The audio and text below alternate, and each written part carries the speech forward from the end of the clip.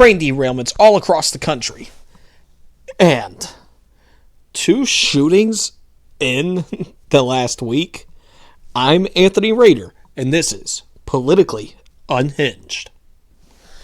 Now, I am not going to be talking about those topics today. What I really want to talk about is how the Democratic Party is nowhere where a lot of people believe where it aligns. Growing up in the past 60, 70 years, everyone heard that the Democratic Party is the party for the blue-collar worker. Now, today, that's not the case. Democrats say that they want to raise taxes on everyone, particularly the 1%. Well, the thing is, 1% already pays 90% of the nation's income tax. And here's the thing, the United States has the most progressive taxing in the world. And we're sitting here and we're going all like, well, we need to tax them more. No, all right? Let's be honest. If you think they need to get taxed more, then there's something wrong with you. These are the people that create the jobs. Every single party likes to say that, oh, as president, I created this many jobs. Well, the thing is that no, they do not. You do not create the jobs. Companies do. The owners do. The CEO does. You do not. And over the last 10, 15 years, we see people leave the Democrat Party in masses that were known Democrats. Take Elon Musk, for example. He has posted multiple times that his allegiance has changed. Elon Musk, back in the 2000s, he was looking pretty left-wing by those standards then. But today, everyone says that he's extremely right-wing. Thing is that Elon Musk is just a normal, sane person politically. Yeah, that's from 15 years ago. We look at Roseanne Barr, and people call her crazy. Her politics has stayed the same throughout her entire tenure. And the thing is that I don't think a lot of people that are aligned with the Democratic Party today actually agree with everything that they are preaching and telling us about. I do not think that most of the people go out there and they are supporting transing the children, saying that the kids are able to pick their own gender when that is not the case. If you do believe that kids can't choose their own gender, there is something wrong. And we look at the LGBTQRSTUV plus minus divided by side hashtag 6, 7, 8, and 9 community. Yeah, it's at that point where we got to understand that we as a people are getting tired of this. We're looking at all of these kids and people are saying like, oh, kids are coming out earlier. Or are the schools and the society that we live in today just indoctrinating these children? You cannot turn on a television without 15 minutes going by and there is just some underlining of the LGBTQRSTUV plus minus divided by whatever community. No matter what.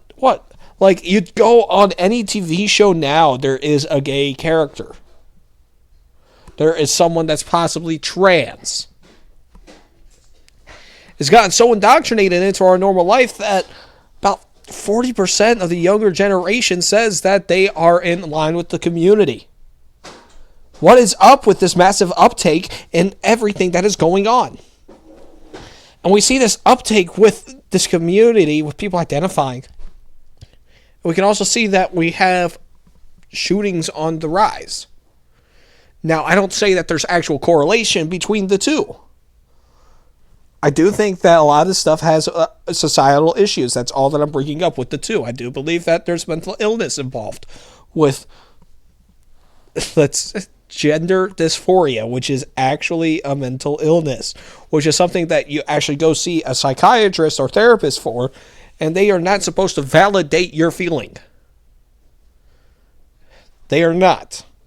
The way that we have gotten today, and everyone's going ahead and deciding that, oh yeah, if you actually feel that way, you are that.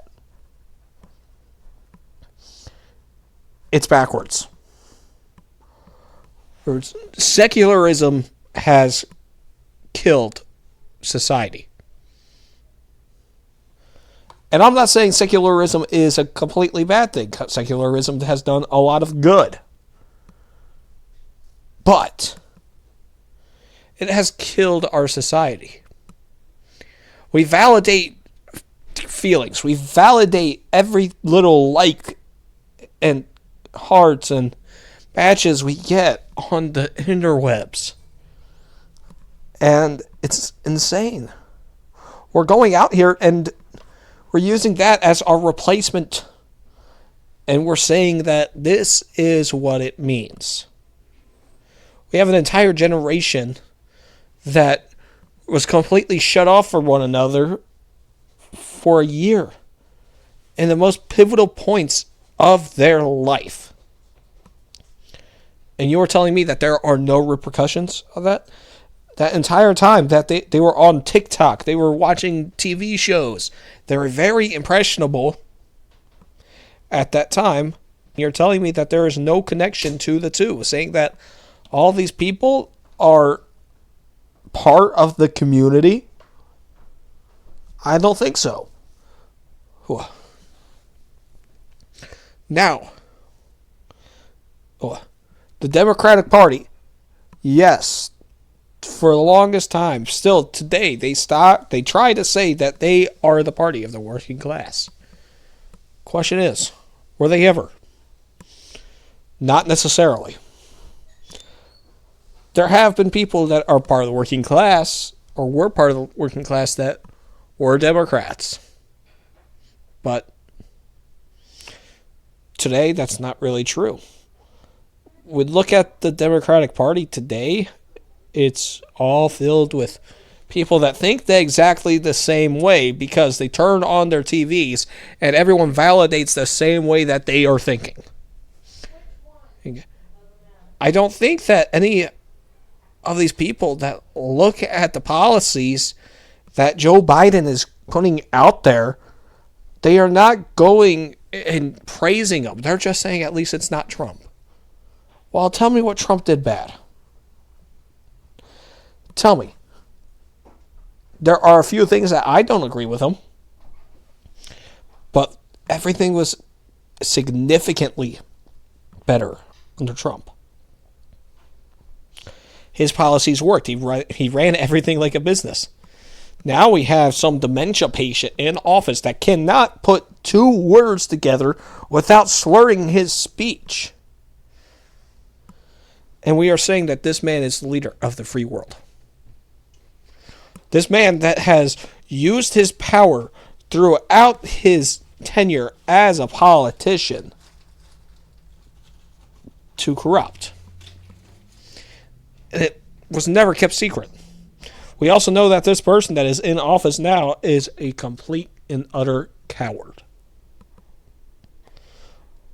When Obama was in the room deciding to take out Osama bin Laden, Biden said that we shouldn't. Heck, we see the balloon that flew over the United States. And he was just like, that was Bidenese for just let it go over and we'll shoot it down after it crosses the entire continental United States. Why are we saying that this person knows what he's doing? Why do so many people go ahead and believe that this person is good? Now, back then, Democratic Party, it still was not the party of the people. Now, the Democratic Party and the Republican Party were pretty simple. The Republican Party actually wanted to had the civil rights movement very early on. But what you learn in schools is that the Democrats wanted it, but it took a while for them to get there. Well, the Republican Party was pushing for that for years. But those were your progressives in the Republican Party. It got to the point where the Republicans couldn't do it because it was ruled a state matter. However, we're trying to say that the Democratic Party is inherently good for the middle class. Every single time that a Democrat is in power for far too long, there's an economical collapse. FDR, people that say that he is, the greatest president ever. He is not. FDR actually prolonged the Great Depression. Now, it was predicted if FDR was not elected, would have been out of the recession in just a few years.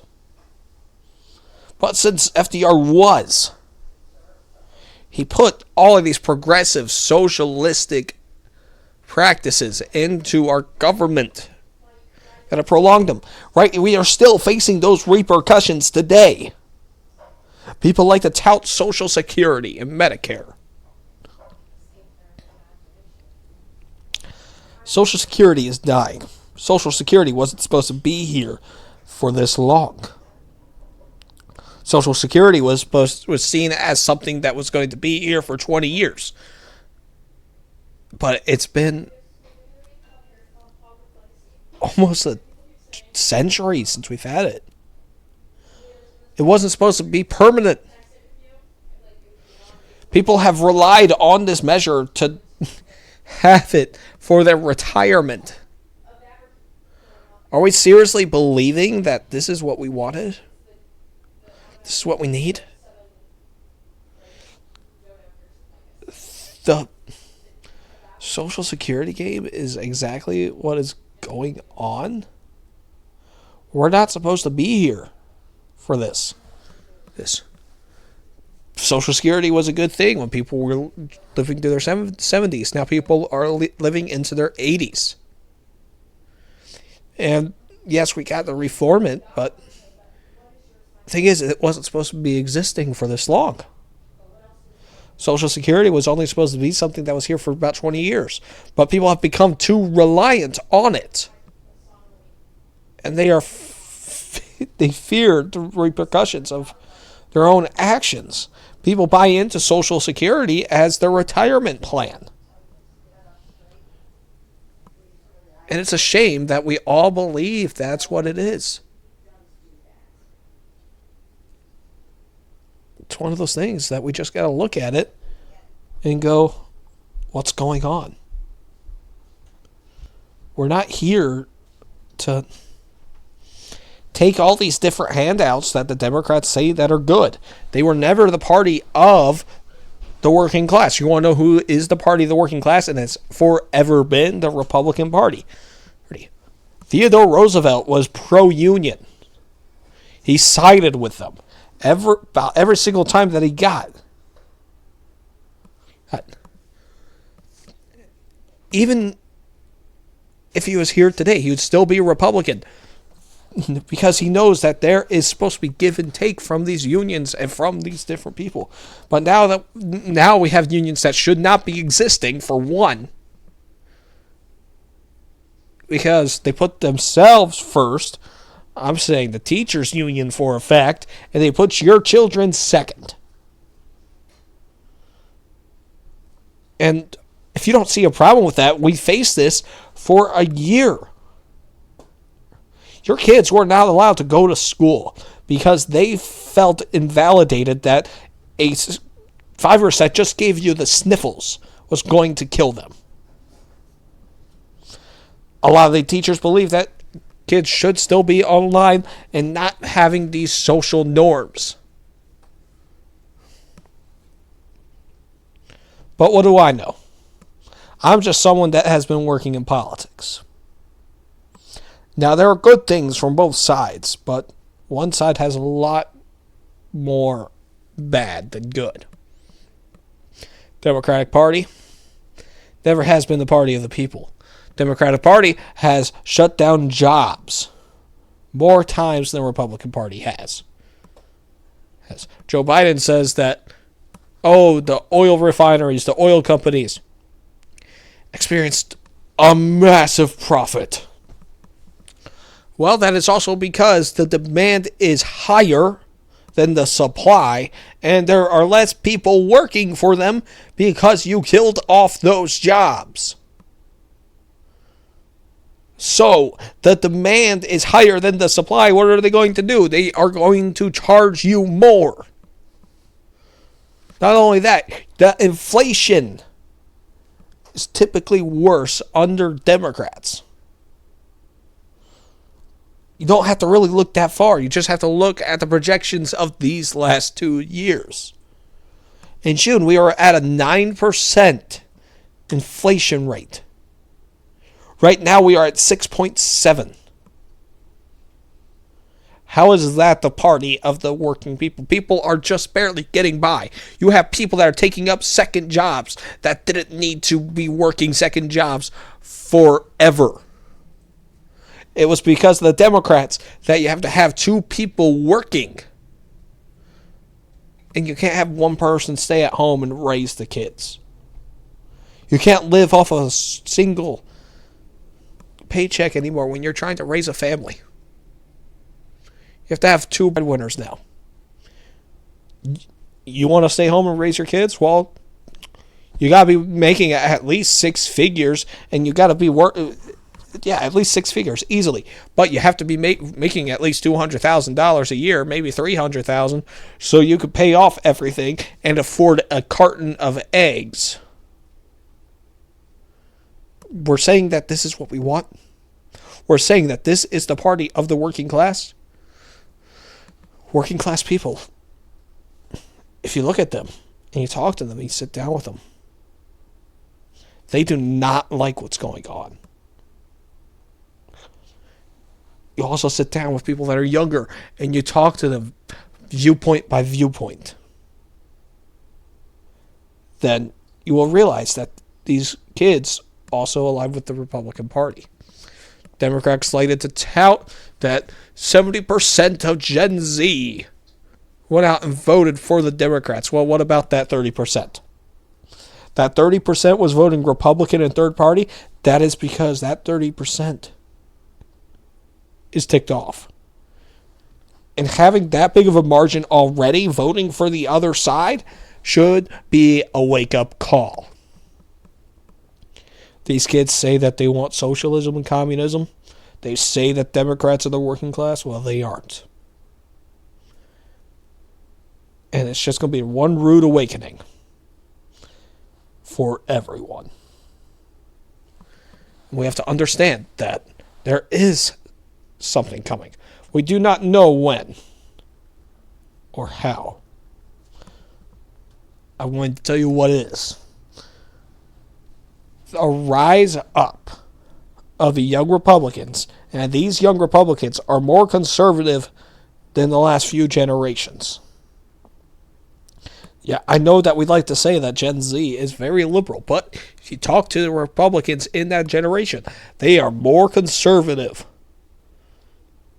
than anyone has been in the past 50 years. And it's going to be one rude awakening when these people look and say, what have we done?